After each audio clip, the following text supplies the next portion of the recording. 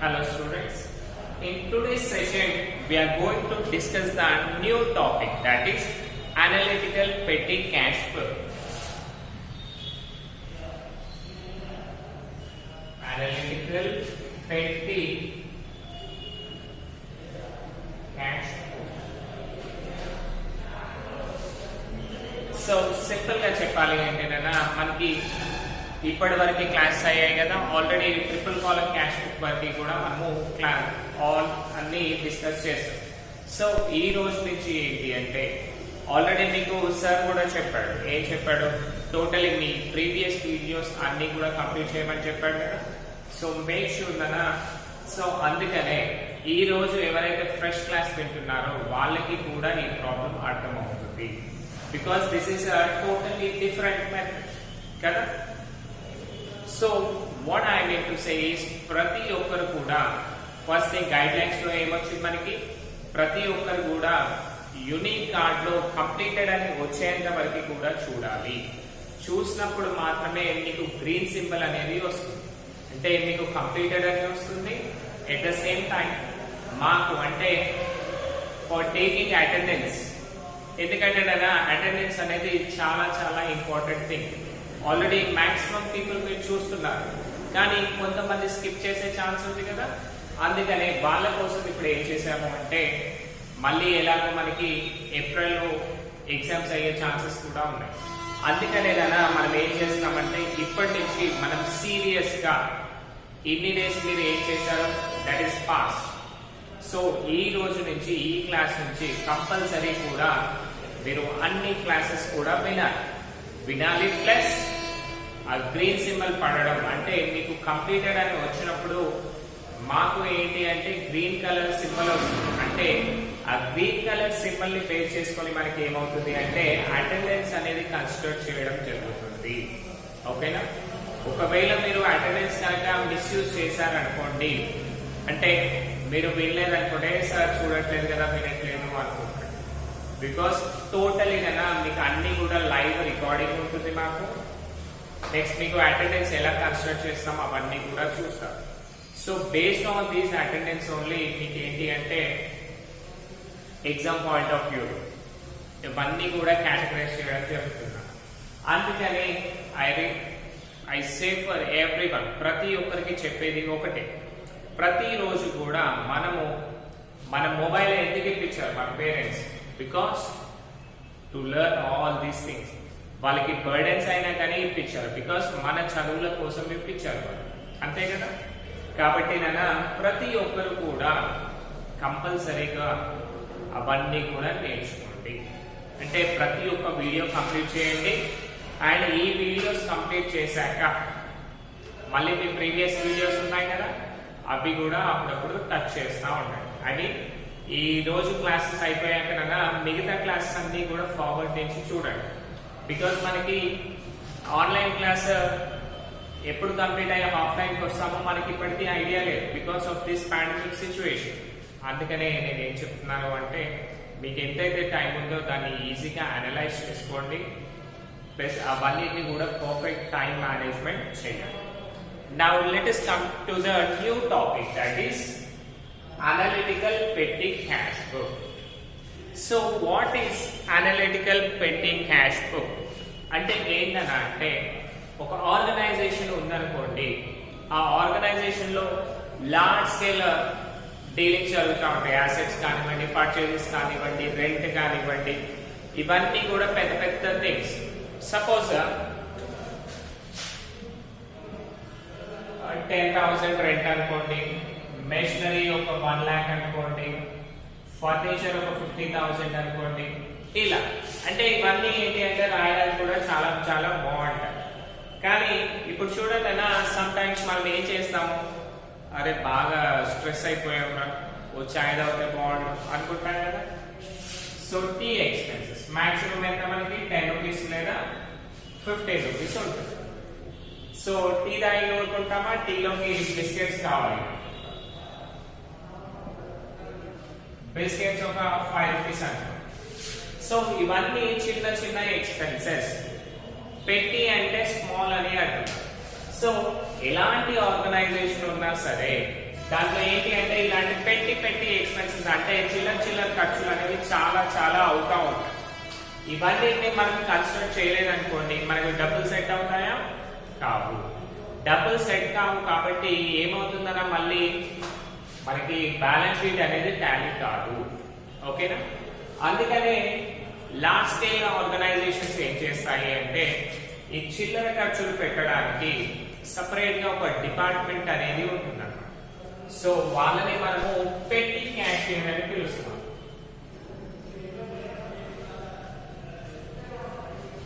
ఓకేనా? పెట్టి క్యాషియర్ అని పిలుస్తాం కదా. ఈ పెట్టి క్యాషియర్ ఏం చేస్తారు అంటే ఇలాంటి చిల్లర ఖర్చులన్నీ కూడా అతనే చూసుకుంటాడు. సపోజ్ టీ బిస్కెట్స్ అయిపోయాయి కదా. నెక్స్ట్ మన ఎంప్లాయీస్ కి ఏమైనా మెయిల్స్ కాకుండా లెటర్స్ అయ్యాలి అనుకోండి, పోస్టల్ కార్డ్ ఎంత అవుతుంది మనకి? 5 రూపీస్ అనుకుంటాం. ఓకేనా? ఈ 5 రూపీస్ కి మళ్ళీ ట్రాన్సాక్షన్ రాయలేదు కదా, రాయొచ్చు. కానీ ఆ ట్రాన్సాక్షన్స్ రాయడం వల్ల ఏమవుతుంది మనకి? ఇవే చాలా బల్క్ అయిపోతుంది కదా. మళ్ళీ మనకి ఎక్స్పెన్స్ ఉన్నాయనుకోండి, ఒక ఎంప్లాయీకి ఒక ట్రాన్సాక్షన్ అనుకోండి, అట్లా 10 మంది ఎంప్లాయీస్ ఉన్నారనుకోండి, 10 ట్రాన్సాక్షన్స్ రాయాలి. అవన్నీ రిస్కే కదా మనకి. అందుకనే ఇలా సో టీ బిస్కెట్స్ చిల్లర ఖర్చులు ఇవ్వాలి. Next postal card. అలాగే చూసుకుంటే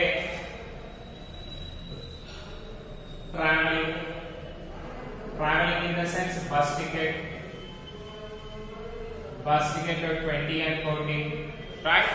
ఒకవేళ మనం ట్యాక్సీలో వెళ్ళామనుకోండి 100 రూపీస్ అనుకోండి. అంటే చూడండి కదా మనకి ఈ ఫిగర్స్ ఎలా ఉన్నాయి, ఈ ఫిగర్స్ ఎలా ఉన్నాయి అంటే చాలా చిన్నగా ఉన్నాయి కదా. సో వీటన్నిటిని కూడా మనము పెట్టి ఎక్స్పెన్సెస్ అని పిలవడం జరుగుతుంది. సో ఈ పెట్టి ఎక్స్పెన్సెస్ ఇన్ ద సెన్స్ ఇవన్నీ చిల్లర ఖర్చులు చాలా ఉంటాయి మనకి organisation.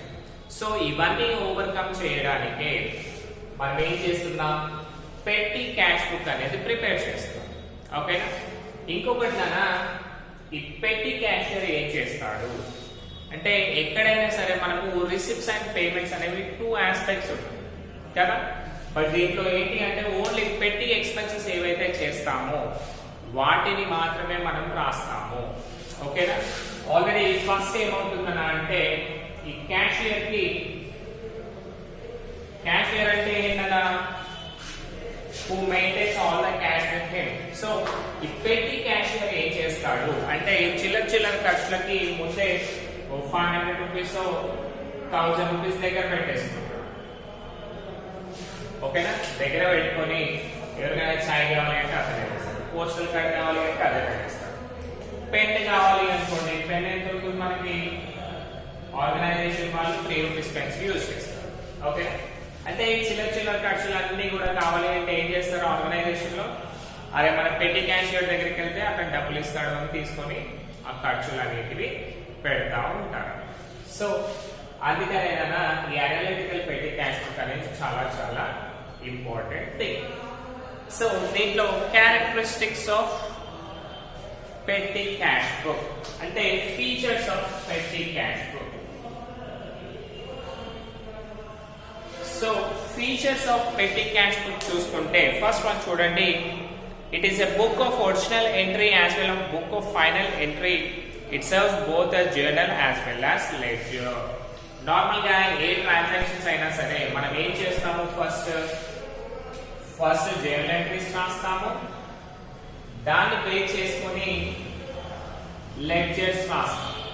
So this is primary entry, this is final or secondary entry కదా. కానీ ఈ పెట్టి క్యాష్ బుక్ లో మనం ఏమైతే రాస్తున్నామో అవన్నీ కూడా ఫైనల్ అన్నమాట. సో మళ్ళీ రాయవు. సో మీరు ఒకసారి చూసుకుంటే కదా మనకి ప్రీవియస్ ప్రాబ్లమ్స్ లో ఏమున్నాయి? సన్డ్రీ ఎక్స్పెన్సెస్ ఐడియా వచ్చింది కదా. సన్డ్రీ ఎక్స్పెన్సెస్ అనేటివి ఉన్నాయి. ఆ సన్డ్రీ ఎక్స్పెన్సెస్ అంటే ఏంటి అంటే సెవెరల్ ఎక్స్పెన్సెస్ అని అర్థం. అంటే చిల్లర ఖర్చులు అనేటివి అర్థం. సో ఆ చిల్లర ఖర్చులు అనే టాపిక్ ఎక్కడి నుంచి వచ్చింది మనకి? ఇక్కడి నుంచి వచ్చింది, దట్ ఈస్ పెట్టి క్యాష్ బుక్ నుంచి వచ్చింది. ఓకేనా? సో మళ్ళీ ఏం రాయమన్నా ఇక్కడ వచ్చిన అమౌంట్ అంతా తీసుకెళ్ళి డైరెక్ట్ గా సన్డ్రీ ఎక్స్పెన్సెస్ ఆర్ సన్డ్రీ రిసిప్ట్స్ అని రాసిస్తాం. ఓకేనా? Next, it is maintained besides main cash book. So మనకి క్యాష్ బుక్ ఏంటంటే ఆల్ ద క్యాష్ వాల్యుయేషన్స్ మన క్యాష్ బుక్ లో రాస్తాం కదా, అండ్ ఈ పెట్టి ఎక్స్పెన్సెస్ అనేవి కూడా క్యాషే కదా, క్యాష్ తోటే డీల్ చేస్తున్నాం కదా. కాబట్టి మనం ఏం చేస్తాము అంటే పెట్టి క్యాష్ బుక్ అనేది ఒక సబ్సిడరీ బుక్ గా చేస్తాం. క్యాష్ బుక్ ప్లస్ ఈ పెట్టి క్యాష్ బుక్. ఈ పెట్టి క్యాష్ బుక్ ఎందుకు రాస్తాం? చిల్లర ఖర్చులన్నీ వస్తాయి.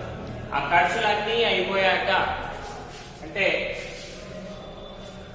ఇప్పుడు చూడండి అన్న, క్యాష్ బ్యాలెన్స్ ఒక 2000 ఉందన్న ఆ మంత్ కి సంబంధించి. మళ్ళీ ఇప్పుడు ఇది చూసామనుకుంటాం, ఎన్ని ఉన్నాయి? 10, 15, 25, 30, 35, 45, 55, 155, 158 రూపీస్. ఈ 158 రూపీస్ కి ఇంత ట్రాన్సాక్షన్ రాయలేదు కదా మనము. కాబట్టి ఏం రాస్తాము? ఈ 2000 కి మళ్ళీ పెట్టి క్యాష్ బ్యాలెన్స్ అని పెట్టేసి ఈ అమౌంట్ వేసేస్తాం. 158 అంటే సింగిల్ టర్మ్ లో దాన్ని ఎంటర్ చేసేస్తాం. దానివల్ల ఏమవుతుందన్నా మనకి టైం సేవ్ అవుతుంది, ప్లస్ ప్లేస్ అనేది కూడా సేవ్ అవుతుంది అన్న. అంటే దానికి సపరేట్ గా మళ్ళీ లెడ్జర్స్ అవన్నీ చేసేంత టైం ఉండదు. బికాస్ ఇవన్నీ చిల్లర ఖర్చు కదా, అన్ని కూడా మనకి ఆర్గనైజేషన్ కి సంబంధించినవి కాబట్టి ఆ ప్రాబ్లం అనేది ఉండదు. Next, it is maintained to record payments of small expenses and receipts. Already మనం డిస్కస్ చేశాం కదా, చిల్లర ఖర్చులు, పెట్టి ఎక్స్పెన్సెస్ అండ్ ఇన్కమ్స్ ఏవైతే ఉన్నాయో, రిసిప్ట్స్ అండ్ పేమెంట్స్ ఉన్నాయో వాటిని మనము రాస్తాము. ఓకేనా? Right. Next, it is maintained A specially appointed person is called పెట్టి క్యాషియర్. సో వేర్ ఇస్ పెట్టి క్యాషియర్? రైట్, పెట్టి క్యాషియర్. సో నార్మల్ గా ఉండే క్యాషియర్ కాకుండా దీనికి సపరేట్ గా ఇంకో పర్సన్ ని తీసుకుంటాము. అతన్నే మనం ఏమంటున్నాం ఇక్కడ? పెట్టి క్యాషియర్ అని పిలుస్తున్నాం. ఈ పెట్టి క్యాషియర్ వర్క్ ఏంటన్నా, అన్ని కూడా ఈ పెట్టి అంటే చిన్న ఎక్స్పెన్సెస్ చూసుకునే పర్సన్ నే మనము పెట్టి క్యాషియర్ అని పిలుస్తాం. Next, it relieves the head cashier from recording the small amounts of expenses. అంటే ఇప్పుడు మెయిన్ క్యాషియర్ ఉంటాడు కదా, అతను మొత్తం కూడా ఇప్పుడు 10,000, 20,000, 30,000, 1 lakh, 2 lakhs, 4 lakhs, 5 lakhs ఇలాంటి థింగ్స్ అన్ని కూడా రాస్తాడు. అతనికి మళ్ళీ తీసుకొచ్చి 10, 15, 5 రూపీస్, 3 రూపీస్, 1 రూపీ అని పెట్టామనుకోండి, అతనికి మైండ్ ఏమైనా సపోర్ట్ చేస్తుందా కదా? చెయ్యదు. కాబట్టి మనం ఏం చేస్తాం? హెడ్ క్యాషియర్ కి ప్రాబ్లం లేకుండా ఈ పెట్టి ఎక్స్పెన్సెస్ రాయడానికి మనం పెట్టి క్యాషియర్ ని మనం యూజ్ చేసుకుంటాం. రైట్.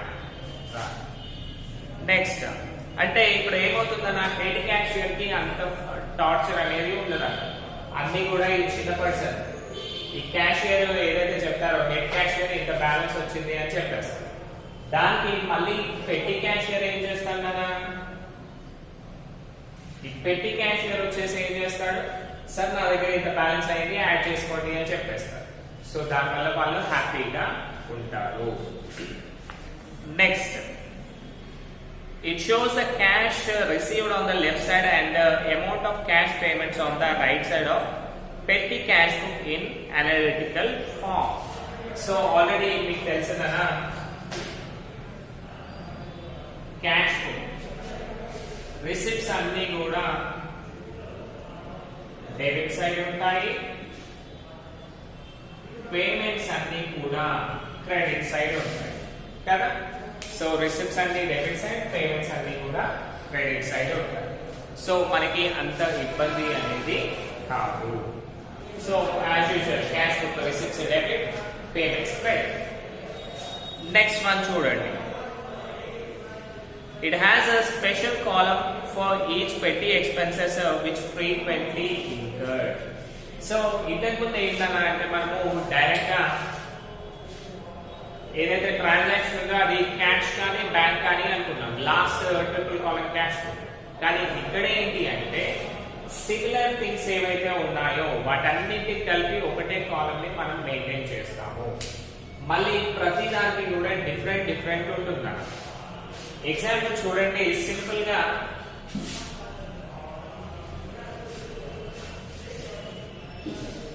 సో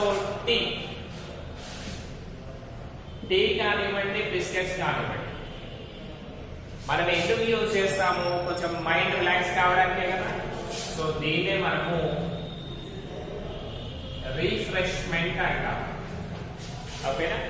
దీన్నే మనము రిఫ్రెష్మెంట్ అంటాం. నెక్స్ట్ చూడండి, ట్రావెలింగ్, బస్ టికెట్ కానివ్వండి, టాక్సీ కానివ్వండి, ఎందుకు తీసుకుంటాం మనము? Because of travelling. కాబట్టి ఇక్కడ ఏం చేయాలన్నా బస్ టికెట్ ని టాక్సీని రెండింటిని కూడా ట్రావెలింగ్ కిందకి రాయాలి. ఓకేనా? సో ఇలాగనమాట. అంటే సిమిలర్ థింగ్స్ ఏవైతే ఉన్నాయో వాటన్నిటిని సపరేట్ కాలమ్స్ మనము రాయడం జరుగుతుంది. Next, it shows the balance which represents unspent cash in the cash in hand. ఇంకొకటి ఏం చేస్తున్నాం కదా మనము, ఏదైతే అన్సోల్డ్ ఇప్పుడు చూడండి మనకి 500 రూపీస్ పెట్టి క్యాషియర్ దగ్గర ఉన్నాయి. ఓకే, మనం ఒక 300 రూపీస్ ఖర్చు పెట్టాము అనుకుంటాం. సో మిగతా 200 రూపీస్ మిగిలాయి కదా, ఇవి క్యాషియర్ కి చెప్తాం అన్నమాట. సార్ మా దగ్గర 500 ఇచ్చారు, 300 కంప్లీట్ అయింది, ఇంకో 200 మన దగ్గర ఉన్నాయి అని చెప్తాం. దాన్ని మనము క్యాష్ ఇన్ హ్యాండ్ అని అనుకుంటాం. Next, it is maintained under impress system. So impress system అని ఉంటుంది కదా మనకి పెట్టి క్యాష్ బుక్ లో, దాన్ని బేస్ చేసుకొని ఈ ప్రాబ్లం అనేది మనము చేస్తాము. Okay, so what is impressed system?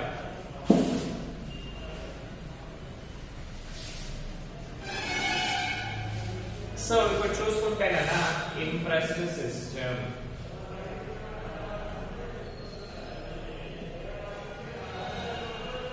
So what is impress system అంటే, ఇప్పుడు చూడండి కదా పెట్టి ఎక్స్పెన్సెస్ ఎలా ఉన్నాయి, 10 rupees, 15 rupees, 5 rupees, 1 rupee, 2 rupee, ఇలా చిల్లర ఖర్చులు ఉన్నాయి. అవన్నీ డైరెక్ట్ మేనేజ్మెంట్ వెళ్ళి అడుగుతామా ప్రతిసారి మనము? లేదు. కాబట్టి మేనేజ్మెంట్ పీపుల్,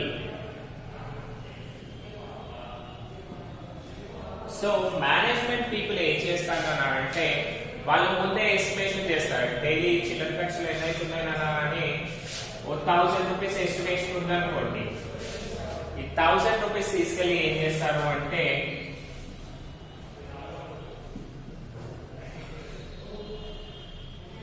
పెట్టి క్యాషియర్ కి ఇచ్చేస్తారు. 1000 రూపీస్ పెట్టి క్యాషియర్ కి ఇచ్చి, అరే నేను 100,000 రూపీస్ ఇచ్చాను, సో ఈ డేస్ దీన్ని యూజ్ చేసుకో. యూజువల్లీ 1 వీక్ అనుకుందాం. 1 వీక్ వరకు 1000 రూపీస్ సరిపోతాయి. ఎవరికైనా చిల్లర ఖర్చులు ఉన్నాయనుకోండి వాడేసి దానికి సంబంధించిన లెక్క నాకు చెప్పు అని చెప్తాను. సో లెక్క చెప్పేసేయండి, ప్లస్ ఎంత ఖర్చులు అయ్యాయి, ఎంత మిగిలాయి నాకు చెప్పాలి అని అంటారు. సో దాన్నే మనము ఇంప్రెస్డ్ సిస్టమ్ అంటాం. అంటే ఇక్కడ ఏం చేస్తాం కదా, ఒక స్పెసిఫిక్ పీరియడ్, అంటే యూజువల్లీ 1 వీక్ కానివ్వండి, లేకపోతే సమ్ టైమ్ 1 డే కానివ్వండి, 1 మంత్ కానివ్వండి, దానికి ఎస్టిమేషన్ వేసి, అంటే ముందే ఎస్టిమేషన్ వేసి మనము ఒక అమౌంట్ ని ఇస్తున్నాము. ఆ అమౌంట్ ఇచ్చిందంతా కూడా ఏం చేస్తాం కదా పెట్టి క్యాషియర్ దాన్ని పర్ఫెక్ట్ గా యూజ్ చేసుకుంటా ఉంటాడు. ఓకేనా? సో దాన్నే మనము ఇంప్రెస్ సిస్టమ్ అంటాం. నెక్స్ట్ చూడండి, ఫార్మాట్ ఆఫ్ అనలిటికల్ పెట్టి క్యాష్ బుక్. సో ప్రతి దానికి కూడా మనకి ఒక ప్రొఫార్మా ఉంటుంది కదా. Let us see that.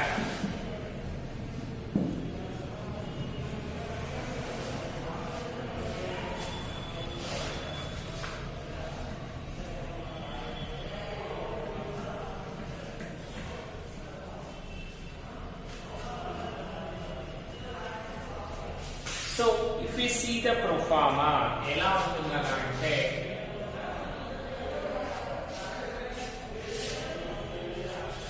So if you see the pro forma, అన్న డెబిట్ సైడ్ వచ్చేసి రిసిప్ట్స్ ఉండాలి, క్రెడిట్ సైడ్ వచ్చేసి పేమెంట్స్ ఉండాలి, right? So let us write now. First one, cash received.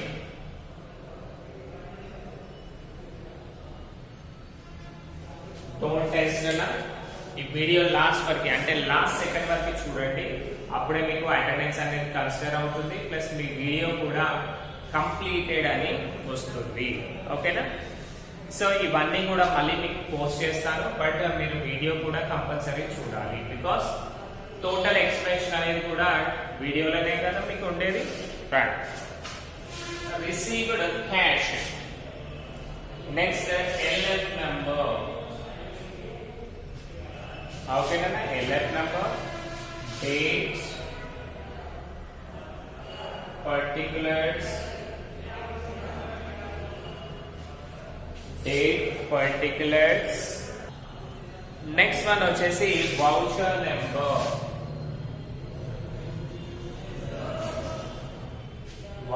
number, next one all types of payments na analysis of payment,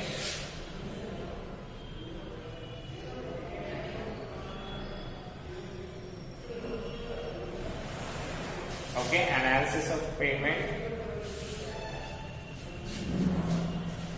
మళ్ళీ ప్రతి ఒక్కటి separate అనుకున్నాం కదా, ఏమేమి ఉన్నాయి మనకి? Travelling, next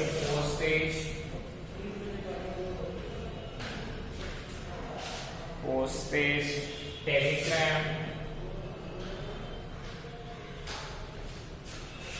Telegram, carriage,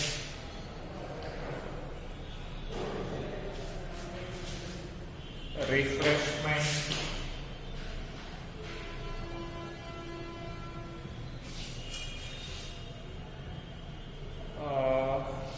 conveyance,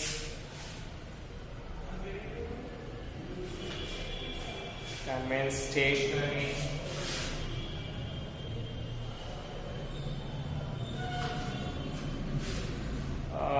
on account,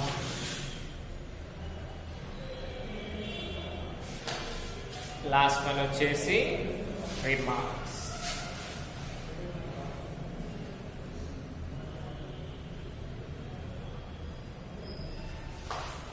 ఓకేనా? పైన వచ్చేసి analysis of payments, right? Next అంతే కదా.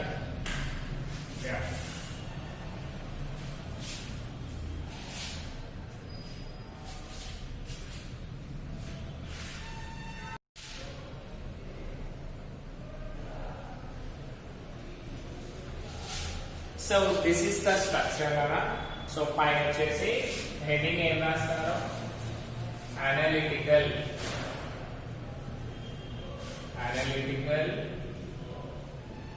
పెట్టి క్యాష్ బుక్. సో సింపుల్ గా దీన్ని మనము అనలిటికల్ పెట్టి క్యాష్ బుక్ అని పిలుస్తున్నాము. అండ్ మోర్ ఓవర్ ఇందులో ఏం చేస్తాం కదా, డెబిట్ సైడ్, డెబిట్ క్రెడిట్ అనేది ఏమి రాయము, జస్ట్ క్యాష్ రిసీవ్డ్. ఇది ఓన్లీ క్యాష్ రిసీవ్డ్ కి సంబంధించిన. Okay, so this is all about cash received and this is cash payment. కాబట్టి మనం ఇక్కడ ఏం చేస్తాం, సింపుల్ గా రిసిప్ట్స్ అన్ని కూడా డెబిట్ లో రాస్తాము, పేమెంట్స్ అన్ని కూడా క్రెడిట్ లో రాస్తాం. కానీ ఒకసారి మీరు ప్రాక్టికల్ గా చూడండి, రిసిప్ట్ సైడ్ ఏంటన్నా ఓన్లీ హెడ్ క్యాషియర్ కి వన్ టైం మాత్రమే పేమెంట్ వస్తుంది కదా. మిగతా అన్ని ఏం చేస్తాడు, సీరియల్ గా వచ్చేసి ఇక్కడ పేమెంట్స్ అనేవి చేస్తా ఉంటాడు. సో ట్రావెలింగ్ వేరు కదా, సో ట్రావెలింగ్ 1 కాలం, పోస్టేజ్ 1 కాలం, టెలిగ్రామ్ 1 కాలం, క్యారేజ్ 1 కాలం, refreshment, convenience, stationery and on account. So ఇక్కడ మనము సింపుల్ గా ఏం చేస్తాము, ప్రతి దానికి కూడా ట్రావెలింగ్ అంటే మీకు చెప్పాను ఏంటి, టాక్సీ చార్జెస్ కావచ్చు, బస్ చార్జెస్ కావచ్చు, ఇది రెండు కూడా ట్రావెలింగ్ కి సంబంధించినవి కదా. నెక్స్ట్ పోస్టేజ్, పోస్టల్ కార్డ్స్ ఉంటాయి కదా. పోస్టల్ కార్డ్స్ పర్చేస్ చేస్తే పోస్టేజ్ లో రాయాలి. టెలిగ్రామ్ పర్చేస్ చేస్తే టెలిగ్రామ్. క్యారేజ్ అంటే ట్రాన్స్పోర్టేషన్ కి సంబంధించి ఉంటే carriage. Refreshment tea, right, tea expenses, biscuits, chocolates, ఇలా. కన్వీన్స్ దానికి సంబంధించిన కన్వీన్స్ లో రాస్తాం. Next stationery, pens, books, pencils, ఇలా ఏమైనా తీసుకున్నాం అనుకోండి, అవన్నీ స్టేషనరీ ఐటమ్స్ కదా, ఆ స్టేషనరీ ఐటమ్స్ అన్ని కూడా ఇందులో రాసేస్తాం. సో అలా టోటల్ బ్యాలెన్స్ ఎంత వచ్చింది అక్కడ చూస్తాము. చూసేసి ఏం చేస్తాం కదా, లాస్ట్ బ్యాలెన్స్ అనేది వేస్తాం. సో ఇదేంటన్నా అంటే మీకు జస్ట్ ప్రొఫార్మా కదా,